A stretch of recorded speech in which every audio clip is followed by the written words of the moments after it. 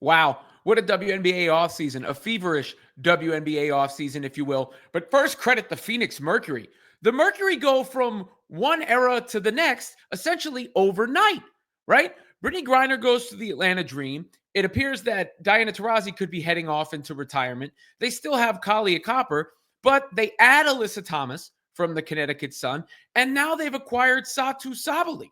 So they've got a big three all over again with Sabally, Thomas, and Copper. So a great job by the Mercury retooling on the fly.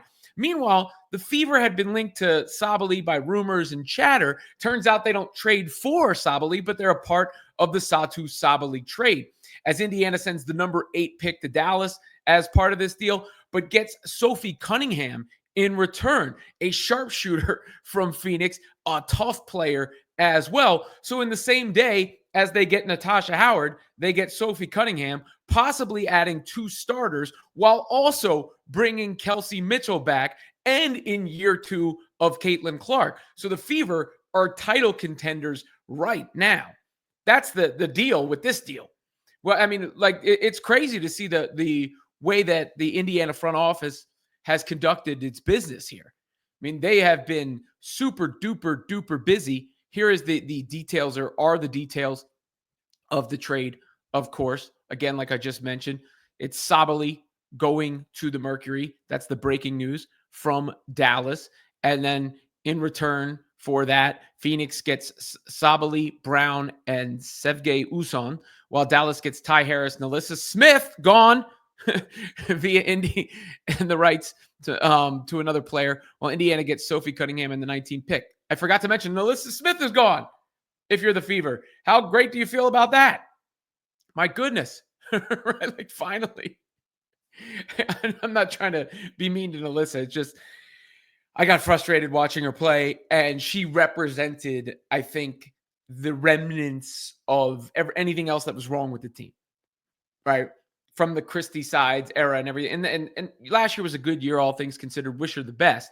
But I actually think the Fever get great return here, considering I don't know where all these people think NaLyssa Smith's value was so high all of a sudden, given the way she played and everything else.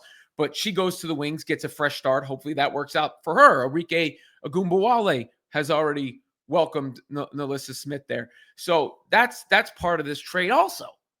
So you get these, a lot of moving parts here, because that's something a lot of people had anticipated and thought that the Fever were going to move on from Smith. And when Howard came in, it felt like, okay, Howard is taking her spot. And now Smith is no longer there to have a spot in the starting lineup or off the bench.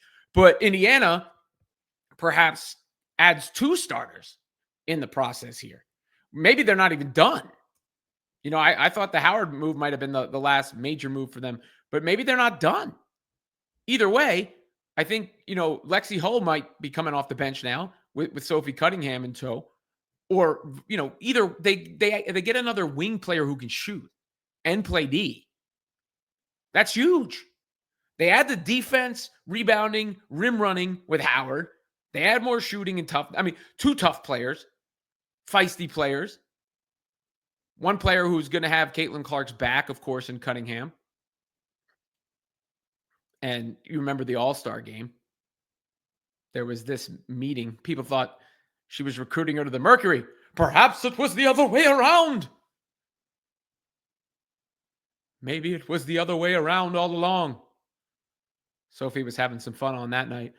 Now, I know people will have fun with the idea of what does Sophie Cunningham have, the MAGA Barbie nickname? I don't know. I don't know her politics or whatever she's done. I see people talking about it all the time, but I don't know if she's actually said anything or done anything. I think she might have liked some posts or something to that effect, but that's got nothing to do with the basketball aspect of the deal and the way that Cunningham has consistently praised Caitlin Clark. So she's a fan of her game, and she's a fan of what she brings to the league. And she's also a seamless fit with the Fever. A seamless fit with the Fever. The way she plays. Cunningham is last year averaged 27 minutes, shot 38% from 3, 43% from the field. Again, competes out on the floor. So now this was a team that had 4 players.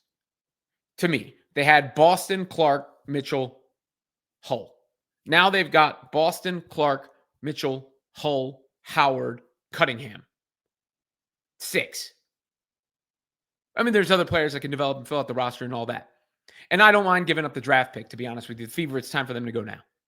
It's time for them to go now. So we'll see what other moves the front office could have in store, but what a huge day for the Fever. Because I would say for them and their specific needs, given who they already had in tow, that Cunningham plus Howard is better than Sabally for Indiana. Now, again, to the Mercury, credit to the Mercury. They have a first-class organization. Everybody raves about what they've built and what they have in place there. So it's not often you can go from a core of what they had in Phoenix to what they're flipping it to that quickly.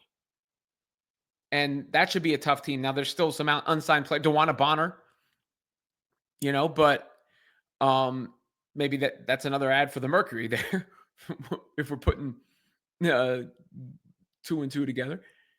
Regardless, crazy offseason. And the Wings, I don't know. I mean, NaLyssa Smith, again, she's going to have a chance. We'll see what happens with the number 1 draft pick. I mean, they have the number 1 pick for a reason. But this is the second big 3-team deal after the one that sent Kelsey Plum to the Sparks. I like that move for the Sparks, too. People were critical of that. But I think bringing in proven over potential, and Plum can have a real career resurgence there as a star. Jewel Lloyd gets another chance with the Aces. That should make some sense. And of course, the Seattle gets an asset. So these big 3-team deals, it's not often you see 2 in the same offseason like that. I can't imagine. I don't know. I'm just speaking off the top of my head there. I'd have to go back and track it. But regardless, I think Sophie Cunningham's a perfect fit. Just like I thought Natasha Howard was a perfect fit. So you've got a front office that comes in, brings in a new coach, and then addresses areas of need. And not just bringing in names, bringing in players that slide into spots, into slots, and bolster the roster. You got to feel good about the Indiana Fever there. And I like it for the Mercury as well, considering where they are. But is it May yet? It's gonna be May. At some point, we'll get there. But at least this keeps us fed. That free agency has kept us fed in the meantime. Because right now I'm full. Got to tell you.